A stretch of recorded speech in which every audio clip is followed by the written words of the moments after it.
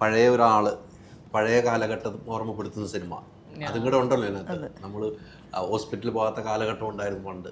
ആ കാലഘട്ടം അപ്പോഴും അമ്മ എനിക്ക് തോന്നുന്നു എനിക്ക് അതിനകത്ത് ഏറ്റവും മനസ്സിൽ തട്ടിയ ഒരു ഇതിനാ മോളെ കാണണമെന്ന് പറഞ്ഞ ഐശ്വര്യ മുമ്പിലേക്ക് പോകുന്നൊരു സാധനം ഉണ്ടോ, ഏത് ആളുകൾക്കും മനസ്സിൽ ഫീൽ ചെയ്യുന്ന ഒരു സാധനമായിരുന്നു അത്. അതുപോലെ തന്നെ അങ്ങ് അഭിനയിക്കുമായിരുന്നു എന്ന് എനിക്ക് തോന്നുന്നില്ല. കാണണം എനിക്ക് എന്റെ മോളെ അങ്ങനെ പറയാ സാരോ. ആ ഒരു ഡയലോഗ് ഉണ്ടല്ലോ അത് കണ്ണു നിറയ്ക്കും നമ്മളെ. നമുക്ക് ആഗ്രഹിക്കുന്നതാണ് എല്ലാവരും, എല്ലാ പേരൻസും അങ്ങനെ ആഗ്രഹിക്കുമല്ലോ.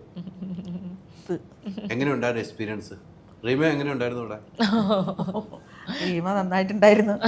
പക്ഷെ ഞാൻ പറയാൻ പോകുമ്പോ എനിക്ക് റീമയെ പറ്റിയിട്ടേ പറയാനുള്ളൂ. അമ്മേനെ പറ്റി ഞങ്ങൾ അമ്മയും മോളുമായിട്ട് ചെയ്താലും ഞാൻ ഇവളെ എപ്പോ ഓർക്കും ഞാൻ. കാരണം ഇവളോട് തെങ്ങേ കയറാൻ പറഞ്ഞ ഇവക്ക് ഒരു പേടിയില്ല. തെങ്ങിന്റെ ഉച്ച വരെ കയറുന്നു.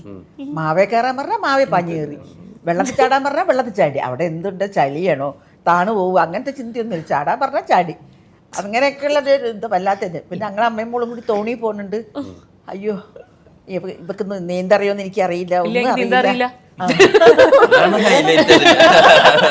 ഇവക്ക് നീന്തറിയോന്ന് എനിക്കറിയില്ല. അപ്പൊ ഇവിടെ ഇനിയും തോണിയിൽ വെച്ച് പോണതാണ്. ഈശ്വര, ഞാൻ എന്ത് ചെയ്യും?